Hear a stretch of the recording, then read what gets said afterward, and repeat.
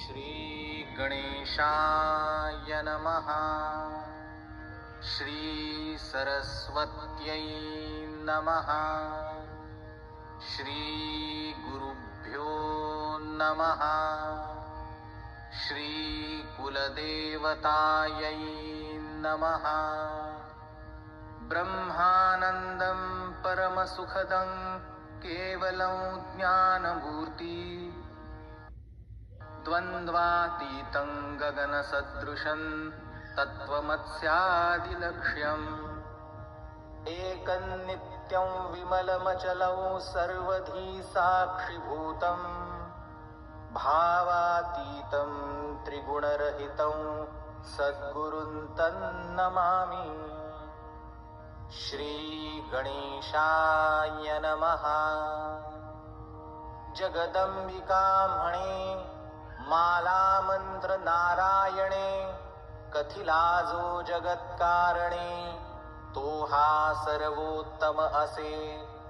ओम नमो नमो भगवंता नमो जी श्री स्वामी समर्था स्मरणगामी दत्तनाथा योगी मुनिजन वंदिता चिदानंदात्मका त्र्यंबका विश्वेश्वरा विश्वधारका बालोन्मत्ता पिशाच्यवेषा महायोगीश्वरा परमहंसा चिच्चैतन्या चिरंतना अवधूता निरंजना जगदाधारा सुदर्शना सुखधामा सनातना सकल काम प्रदायका सकल दुरित दाहका सकल संचित कर्महरा सकल संकट विदारा ओम भवबंध मोचना ओम श्री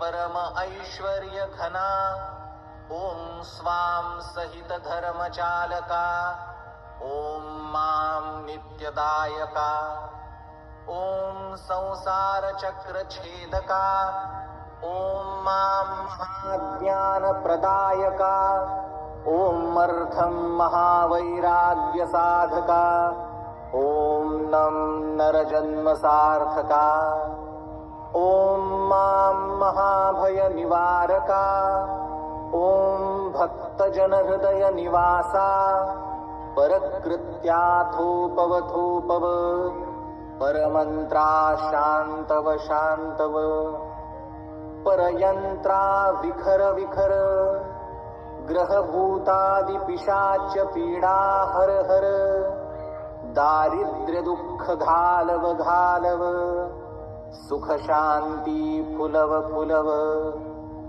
आपदा विपदा मालव मालव गृहदोष वास्तुदोष पितृदोष सर्पदोषादि सकल दोषा विरव विरव अहंकारा नासव नासव मन चित्त बुद्धि स्थिरव स्थिरव नमो जी नमो देव महादेव देवाधिदेव श्री अक्कलकोट स्वामी समर्थ श्री गुरुदेव नमो नमो नमो नमः।